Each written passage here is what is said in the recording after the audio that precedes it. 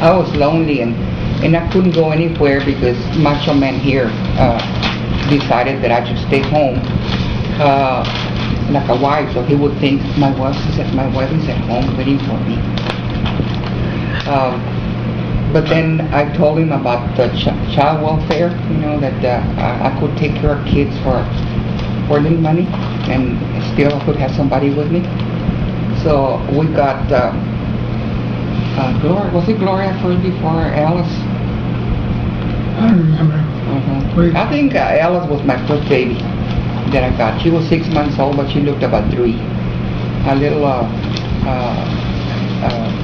half Mexican and half black.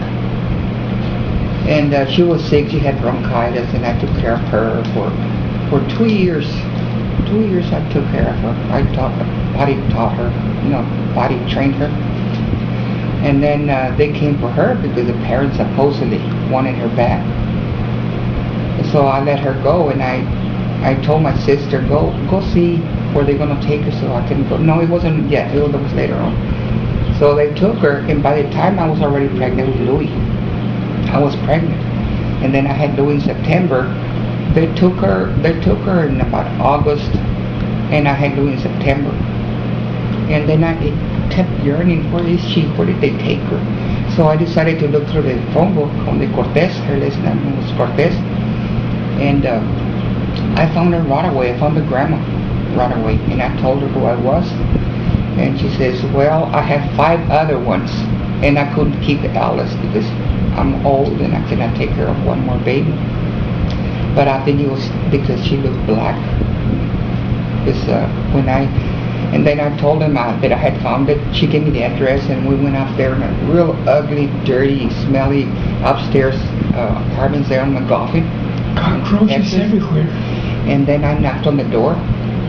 Upstairs, dark. I knocked on the door, and they opened the door a little bit. Me dijeron que aquí estaba Alice Cortez. No conocemos a nadie. Así. And I saw her. They had hid her behind a corner, behind a chest of drawer.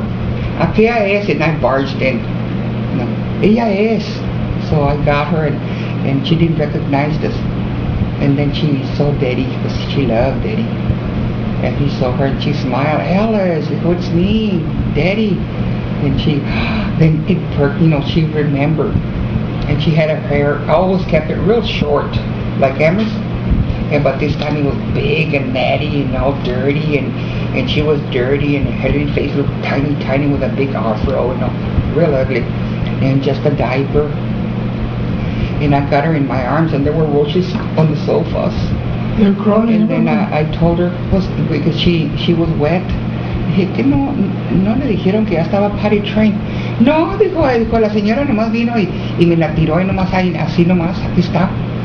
And I didn't know that. See, they didn't want her back. They just took her back. And so I told her to give me a diaper, and I changed her diaper. And I said, yo no sé por qué la trajo. Dijo, yo no puedo cuidarla porque she had another baby. See, she had a real pretty baby. Because the father was a nice-looking man, but you could see his Puerto Rican-looking features, but real good-looking. And the girl was light-skinned like Irma, but nice-looking too. And that's when I knew that's why I didn't want Alice, because she looked black and pretty. Okay, so I tell her, pues si no la quiere, démela. Pues llévesela. Shot. So we brought her. It was dark and it was at night, and I bet that little kid hadn't gone outside since they took her there at all. She didn't see the light. She was in the back at the time. There was no car seats, so we had her. And she would look out the window, and I smiled because she saw lights and all that. And I came and I gave her a bath and fed her. And then I noticed that she had scabs behind her ears and scabs on her head. And I noticed that it dawned on me that what happened was that she would scratch her head with her dirty little hand with food, and roaches would go eat off of her scalp. And behind her ears, she had nail marks where they probably got her whenever she made poop on her diaper. I don't know, but she had nail marks. So I took her to the doctor to see. Yeah, and I trimmed her hair and everything, and says, yeah, and she was full of scabs in her head where I know that's what happened. So we kept her. We had Louis. He was 3 months old, and I had her, and she was already walking and playing and all. But at the time it was 1955, and there was segregation. There was no segregation yet. So I said, what am I going to do with her? They won't allow her in a white school. We don't have schools for blacks other than one in Socorro, way over there.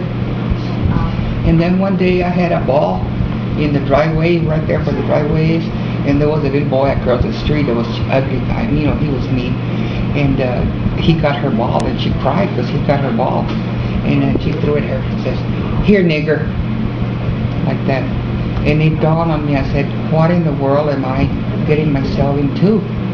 You know, so when Louis gonna love her like a sister, and he's always gonna be defending her because you know that would be making fun of her. So I decided to give her up, but I didn't want to give her up to the same people because I knew that she was badly abused. So I wrote an article in the paper stating my story to Ann Carroll. That was the name of my Dear Abby. And lenders. No, Ann Lenders otra. Esta era aquí el paso. Carol. And I told her all the story, how I found her, how I had her, my problems, and I didn't know what to do, but I didn't want to send her back to her parents. And then she answered me and said, hurry, hurry, hurry. Call the Child Protective Service, and they'll find a home for her, you know, racial, you know, that she could be happy, and they could adopt her out from there. And that's what they did. I let her go so she could have a better home, a better life. So I never knew what became of her, but I hope she's happy.